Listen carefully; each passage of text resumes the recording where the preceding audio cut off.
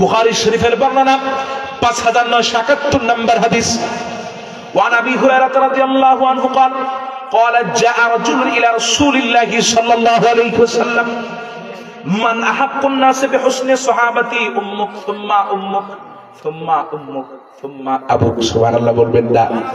হযরত আবু হুরায়রা বলতেছেন, আল্লাহর হাবিবকে জিজ্ঞেস করলাম, হাবিব রে, আমার কাছ থেকে সবচেয়ে বেশি প্রাধান্য হকদার, আমার কাছ থেকে ভালো ব্যবহার পাওয়ার হকদার সবচেয়ে বেশি কে? আল্লাহর হাবিব উত্তর দিলেন, এক নম্বরে তোমার মা। আবার জিজ্ঞেস করা হলো, হাবিব রে এরপরে কে? আল্লাহর হাবিব উত্তর দিলেন, তোমার মা। 3 নাম্বার বার আবার জিজ্ঞেস করা হলো, হাবিব রে এরপরে কে? আল্লাহর হাবিব উত্তর দিলেন, তোমার মা। 4 নাম্বার বার যখন প্রশ্ন করা হলো, হাবিব রে এরপরে কে? আল্লাহর হাবিব তৎক্ষণাৎ উত্তর দিলেন, 4 নম্বরে তোমার বাবা। মোটামুটি এই হাদিসটা সবাই আগেই শুনছেন, তো হুজুর আপনি আবার বলছেন কা?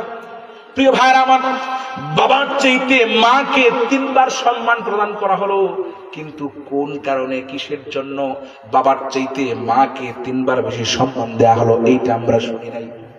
3 বার সম্মান দেওয়া হয়েছে, প্রাধান্য দেওয়া হয়েছে, এইটা আমরা জানি, কিন্তু কি কারণে, কোন কারণে মাকে 3 বার সম্মান করা হলো এইটা সাধারণত শোনা হয় নাই।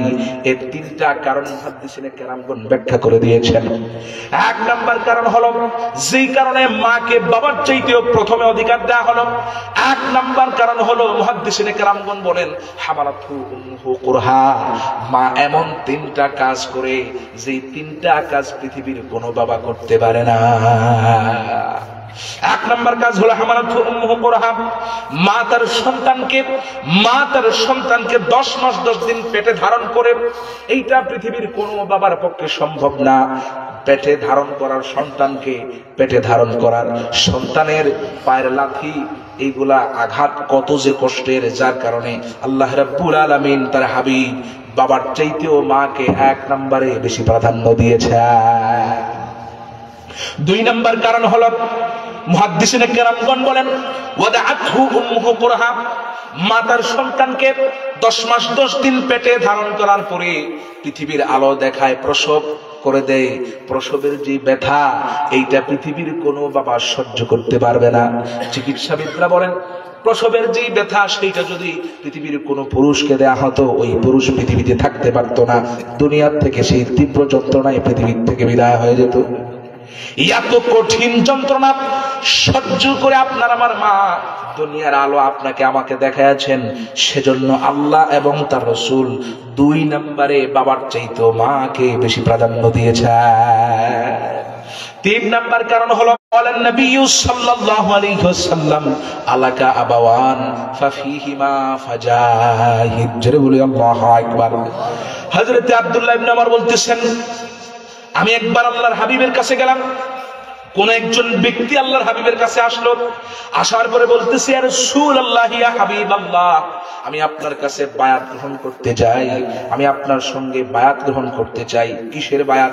এক বর্ণনা এসেছে যুদ্ধে যাওয়ার বায়াত, আরেক বর্ণনা এসেছে মক্কা ছেড়ে মদিনায় হিজরত করার বায়াত। আল্লাহর হাবিব বললেন, আলাকা আবাওয়ান, তোমার কি মা এবং বাবা আছেন? সেই সাহাবী বলতেছেন, ইয়া রাসূলুল্লাহ, ইয়া হাবিবাল্লাহ, হাবিব,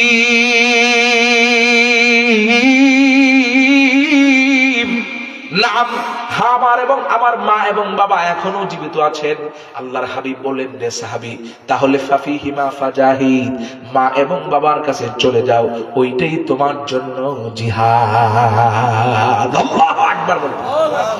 শুধু তাই নয় ভাইরা আমার, বুখারীর বর্ণনা 5973 নম্বর হাদিস। قال রাসূলুল্লাহ সাল্লাল্লাহু আলাইহি ওয়াসাল্লাম, আল্লাহর হাবিব বলেন, পৃথিবীতে এমন কিছু সন্তান আছে যারা তার নিজেদের মা এবং বাবাকে অভিশাপ দেয়, গালিগালাজ করে। সাহাবায়ে কেরামগণ জিজ্ঞেস করলেন, হাবিব রে, এইটা আবার কেমন করে? নিজের মা এবং বাবাকে মানুষেরা কেমন করে গালিগালাজ করে? আল্লাহর হাবিব বলেন, নিজে গালি না দিলেও নিজের অন্যের মা বাপকে দেখবেন একজন আরেকজনের মা বাপকে গালি দেয়। এই কাজটা আমার দেশের ছোট্ট বাচ্চারা বেশিরভাগ করে থাকে। যখন খেলতে যায়, একটু পান থেকে চুন খসলেই ওর 14 গোষ্ঠী বাপ মা 14 গোষ্ঠী উদ্ধার করে দেয়। কথা বলেন ঠিক না? ঠিক। এই কাজটা ছোট্ট বাচ্চারা করে থাকে বেশি। আর যুবক ভাইরা যারা আছে, তারা ঢঙের ছলে, মজার ছলে, তামাশার ছলে একজন আরেকজনের মা বাপ নিয়ে উল্টাপাল্টা মন্তব্য করে খারাপ কথা বলে, আছে না নাই? এই একজন আরেকজনের মা বাপকে বললো, তাহলে আপনি বললেন আরেকজনের মা বাপকে, ওই বললো আপনার মা বাপকে, তাহলে দুইজনের মা বাপ গালি খাইলো কি খাইলো না? জোরে বলেন। উভয়ের মা বাপ গালি দিল। রাসূল বললেন এই একজন আরেকজনের মা বাপকে গালি দেওয়ার মাধ্যমে নিজেরাই নিজেদের মা বাপকে অভিশাপ দিল, নিজেরাই নিজেদের মা বাপকে গালি দিল। নাউজুবিল্লাহ বলবেন না? বাচ্চাদেরকে সামলাবেন। আপনি তো এমনিতেই বাচ্চাদেরকে চকলেট দেন, 10 টাকার একটা চিপস দেন, অনেক কিছু দেন না? তো একদিন দেওয়ার আগে বলবেন তুমি আজকে খেলবা, সারাদিন খেলাধুলার পরে যখন বাড়ি আসবা তোমার একটা কাজ, সেটা হলো কাউরে গালি দিতে পারবা। তাহলে তোমারে আজকে বাবা 10 টাকার একটা চিপস দিব অথবা 10 টাকার একটা কসকসের নোট দিব, এটা নিয়ে তুমি বাজারে খাবা। এমনি তো আপনার সন্তানকে দেন, নাতিকে দেন, তো একটু কায়দা করে দেন যে বাবা আজকে এই কাজ করা যাবে না, এই নাও তোমার 10 টাকা দিলাম। দেখবেন আস্তে আস্তে ধীরে স্থিরে সপ্তাহ 10 দিন করে আপনার সন্তানটা ওলিউল্লাহ হয়ে যাবে। সুবহানাল্লাহ বলবেন। ভাইরা আমার, বন্ধুরা আমার, আবু দাউদের হাদিস, হযরত আব্দুল্লাহ ইবনে আমর রাদিয়াল্লাহু আনহু থেকে বর্ণিত। তিনি বলতেছেন, কোন একজন ব্যক্তি এসে বলতেছে, ইয়া রাসূলুল্লাহ, ইয়া হাবিবাল্লাহ, আমি আপনার সঙ্গে যুদ্ধের ময়দানে যেতে চাই। তবে গো নবী, তবে গো রাসূল, আমার মা এবং বাবা এই খবরটা শোনা মাত্রই আপনার সঙ্গে যুদ্ধের ময়দানে চলে যাব। যদি ফিরে না আসি, তারা এই ভয়ে কান্না করতেছেন, তাদেরকে বাড়ির মধ্যে কান্নারত অবস্থায় রেখে আসছে, তারা এখনো পর্যন্ত কান্না করতেছেন। আল্লাহর হাবিব বললেন, হে আমার সাহাবী, এত বড় দুঃসাহস তুমি কেমনে করো না? মা এবং বাবা কান্না করতেছেন, তুমি তাদেরকে রেখে আমার কাছে চলে আসছো, যুদ্ধের ময়দানে যাবা? না না, এইটা হতে পারে না। তাড়াতাড়ি মা এবং বাবার কাছে চলে যাও। মা এবং বাবাকে যেমন করে কাঁদিয়েছো, ঠিক তেমনি ভাবে মা এবং বাবাকে গিয়া হাসা। আল্লাহু আকবার। কি সম্মান, কি ইজ্জত ইসলাম মা এবং বাবাকে দিয়েছে। আর তুমি আজকে 2 পয়সার মালিক হইছো, বিবি পায়া তোমার একটু বাহাদুরি বেড়েছে, আজকে মা বাপকে কটু কথা বলতেছো। বিশ্বাস করো, তোমার সব আমলগুলো আল্লাহ পাক বরবাদ করে দিবে, কোনো কিছু তো আর টিকে থাকবে। মা বাপকে সম্মান করো না, মা বাপকে কটু কথা বলো না। অনেক সন্তান আছে দুর্ভাগা, বাবা একটু বয়স্ক হয়ে গেছে, বৃদ্ধ হয়ে গেছে, মা একটু বৃদ্ধা মহিলা হয়ে গেছে, বুকে কফ জমে যায়, বারবার বুকে কফ জমে যায়, কাশি দেয়। রাত্রিবেলা যখন কাশি, অনেক দুর্ভাগা, আমার নিজের কানে শুনেছি, অনেক দুর্ভাগা বলে, এই বলে ডাকা শোকা। নাউজুবিল্লাহ বলবেন না? ওয়াকুল্লাহুমা কাওলান কারীমা, না এইভাবে বলা যাবে না। আল্লাহ পাক নিষেধ করে দিয়েছেন, সাফ নিষেধ। বলতে হবে, আব্বা কাশতেছেন কিসের জন্য? আপনার গলায় কি ব্যথা করতেছে? আমি কি একটু তৈল মর্দন করব? আপনাকে কি একটু সরিষার তেল মাখিয়ে দিব? এইভাবে সুন্দর সুন্দর কথা বলতে হবে। তারা একটু কষ্ট দিবে আপনাকে। মানুষ যত বয়স হয়ে যায় তত শিশুদের মতো হয়ে যায়, তাদের আর ওই রকম আগের মতো থাকে না দিনকাল। তারা আপনাকে একটু কষ্ট দিবে, কিন্তু আল্লাহ পাক সাফ নিষেধ করে দিয়েছেন, তাদের কোনো কারণে, কথার কারণে, কোনো কষ্টের কারণে তুমি উফ আব্বা এটা কেন করছে, এইটা বলা যাবে? তাহলে সব বরবাদ, সব বরবাদ, সব বরবাদ, দুনিয়া আখিরাত সব বরবাদ। বিশ্বাস করুন, সামনে বলতেছি, শুনবেন। ভাইরা আমার, বন্ধুরা আমার, আল্লাহর হাবিব মুহাম্মদুর রাসূলুল্লাহ সাল্লাল্লাহু আলাইহি ওয়াসাল্লাম তিনি একবার স্বপ্ন যুগে আল্লাহর জান্নাত সফর করতেছেন। তার কর্ণকুহরে একজনের কোরআনে কারীম তেলাওয়াত এর আওয়াজ ভেসে আসলো। আল্লাহর হাবিব তৎক্ষণাৎ ফেরেশতাদেরকে জিজ্ঞেস করলেন, ও আমার ফেরেশতারা, এই কোরআনে কারীমের তেলাওয়াতটা কার? কোরআনে কারীমের তেলাওয়াত কে তেলাওয়াত করতেছে? ফেরেশতারা জবাব দেয়, হাবিবের এই কোরআনে কারীম তেলাওয়াত হলো আপনার সাহাবী হারিসা বিন নু'মান রাদিয়াল্লাহু আনহু। আল্লাহর হাবিব বললেন, আমার হারিসা এখনো জীবদ্দশা আছে, পৃথিবীতে বসবাস করতেছে, তাহলে পৃথিবীতে থাকার পরেও সে জান্নাতে আসলো কিভাবে? জান্নাতে তার কোরআনে কারীমের তেলাওয়াত শোনা যায় কিভাবে? এত মর্যাদা তার কেমনে হলো? ফেরেশতারা উত্তর দেয়, কাযালিকাল বিররু কাযালিকাল বিররু কাযালিকাল বিররু। হাবিব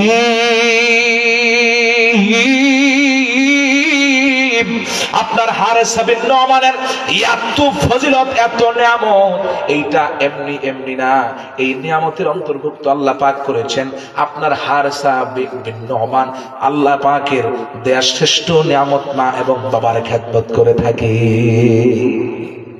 মা বাবার খেদমত হারেসা বিন নু'মানকে জীবদ্দশায় এখনো পর্যন্ত মৃত্যুবরণ করে নাই, মৃত্যুর পূর্বেও পৃথিবীতে থাকার পরেও আল্লাহ পাক তাকে আল্লাহর তৈরি জান্নাতের ভিতরে ঢোকায় দিয়েছেন। সুবহানাল্লাহ বলবেন না? শুধু তাই নয় ভাইরা আমার, মা বাপকে খেদমত করতে পারলেন আল্লাহ তাআলা আপনার দরজাটা অনেক উঁচু মাপে নিয়ে যাবে। ভাইরা আমার, বন্ধুরা আমার, আল্লাহর নবীর একজন সাহাবী হযরতে ওয়াইসুল কারনী রাদিয়াল্লাহু রাহমাতুল্লাহি আলাইহি, তিনি তাবেঈ ছিলেন, কিন্তু আল্লাহর হাবিবের জীবদ্দশায় তিনি ইসলাম কবুল করেছিলেন। বিধান হলো কেউ যদি আল্লাহর হাবিবের জীবদ্দশায় ইসলাম কবুল করে কালেমা পড়ে মুসলমান হয়ে যায়, তাহলে রাসূলুল্লাহর জিয়ারত করা, তার সাক্ষাৎ নেওয়া, এটা ওয়াজিব হয়ে যায়। কিন্তু হযরত ওয়াইসুল কারনী ইসলাম রাসূলুল্লাহর যুগে করার পরেও আল্লাহর হাবিবের সাক্ষাৎ তার নসিব হয় নাই, কারণ তার মা ছিলেন অসুস্থ। মায়ের খেদমত করার কারণে রাসূলুল্লাহর সাক্ষাতে পর্যন্ত যান নাই। এত বেশি খেদমত করেছেন মা, এই বিষয়টা আল্লাহ এবং তার রাসূলের প্রচুর পরিমাণ পছন্দ হয়ে গেল। আল্লাহ এবং তার রাসূল এই বিষয়টাকে গ্রহণ করলেন। রাসূলুল্লাহ হযরতে আবু বকর হযরতে ওমরকে দাঁড় করায় বললেন, রে আবু বকর, রে ওমর, আমার ওই দেশের মধ্যে আমার একজন পাগল উম্মত আছে, যে কিনা মায়ের খেদমত করার কারণে মাকে সম্মান দেখিয়ে আমি রাসূলের জিয়ারতে পর্যন্ত আসতে পারে নাই, সাক্ষাৎ পর্যন্ত করতে পারে নাই। রে আমার আবু বকর, রে আমার ওমর, শোনো, আমার এই জুব্বাটা নিয়ে আমার সেই পাগল উম্মতকে দান করবা। মায়ের খেদমত করার কারণে আমি তাকে এই জুব্বাটা উপহার দিলাম, আর তোমরা কি করবা, তার কাছে দুই হাত তুলে তার কাছে মোনাজাতের জন্য তার কাছে বারবার মিনতি করবা, কারণ মায়ের খেদমত করতে করতে আল্লাহ পাক তারে মুস্তাজাবুদ দাওয়াত বানায়া দিয়েছেন। সে আল্লাহ পাকের কাছে যা চায়, যেইটাই চায়, আল্লাহ পাক তাকে ওইটাই দান করে দেয়। মায়ের খেদমত করতে করতে আল্লাহ পাক তাকে মুস্তাজাবুদ দাওয়াত বানায়া দিয়েছেন। সে যেইটাই চায় আল্লাহ পাক সরাসরি তা কবুল করে নেয়। সুবহানাল্লাহ বলবেন। শুধু তাই নয় ভাইরা আমার, আসল খেলাটা আল্লাহ পাক জান্নাতে যখন হযরত ওয়াইসুল কারনীকে ঢুকাবেন তখন দেখাবেন। মায়ের খেদমত, বাবার খেদমত করার কারণে ওয়াইসুল কারনীর মর্যাদা এত বেশি আল্লাহ পাক তুলে দিয়েছেন।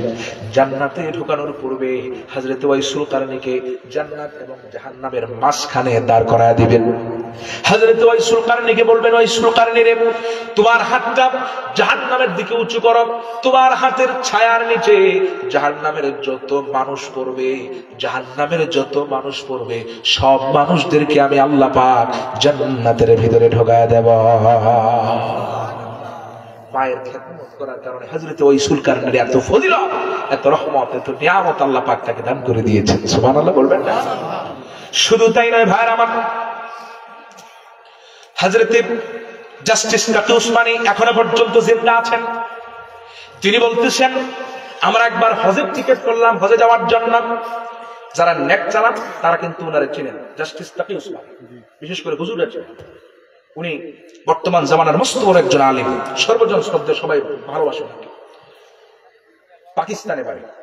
উনি বলতেছেন, আমরা হজের টিকিট করলাম, আমি তকি উসমানী এবং আমার ভাই রফি উসমানী, আমরা দুই ভাই। যখন হজের টিকিট করলাম, হজের যাব ফ্লাইট আগামীকাল, হঠাৎ করে আমাদের আব্বা অসুস্থ হয়ে গেলেন। মুফতি শফি রহমাতুল্লাহ, পাকিস্তানে বাড়ি। যারা মোটামুটি পড়াশোনা করেন, আলেমরা আছেন, তারা চিনবেন। মারিফুল কোরআন, ছোট্ট এত বড় তাফসীরের বই, কিতাব। এই কিতাবের লেখক মুফতি শফি রহমাতুল্লাহ আলাইহি। অর্ধেক লিখছেন তিনি, আর অর্ধেক তাকি উসমানী লিখছেন। তো তিনি অসুস্থ হয়ে গেলেন বাবা। জাস্টিস তাকি উসমানী বলতেছেন, আমরা দুই ভাই হজের টিকিট ক্যান্সেল করলাম, এই বছর আর হজে গেলাম না। কিছুদিন যাওয়ার পর আব্বা যখন একটু হুঁশে আসলেন, আমাদেরকে বললেন, রফি, তাকি, তোমরা না হজে যাওয়ার কথা ছিল, তোমরা এখানে কার?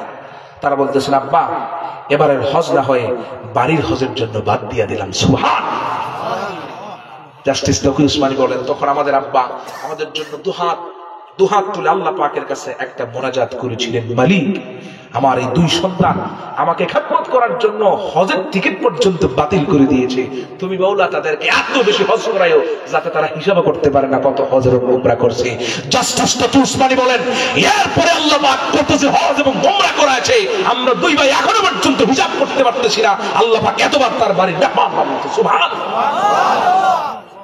ও ভাই, মা বাবার খেদমত করেন, মা বাবার ইজ্জত দেন, আল্লাহ পাক তোমার কপাল খুলে দিবে।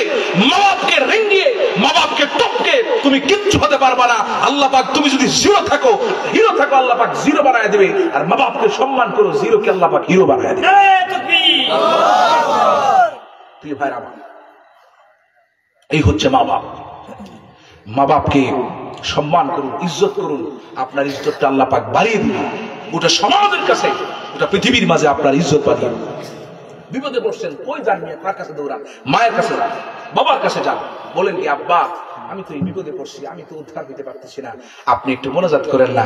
আল্লাহ পাক তো আপনার দোয়াটা ফেরত দিবে না। পৃথিবীতে প্রথম শ্রেণীর মুস্তাজাবুদ দাওয়াত হচ্ছেন আপনার মা এবং বাবা। আপনার জন্য যা চাইবে ওইটাই আল্লাহ পাকের কাছে কবুল হয়ে যাবে। মা বাপ এর দুয়ার মাঝখানে এবং আল্লাহর মাঝখানে কোনো পর্দা নাই, কোনো হিজাব নাই, কোনো পর্দা নাই, কোনো হিজাব নাই, কোনো পর্দা নাই, বলেন না, কোনো হিজাব নাই। যে কোনো বিপদে বসছেন মায়ের কাছে যান, বাবার কাছে যান।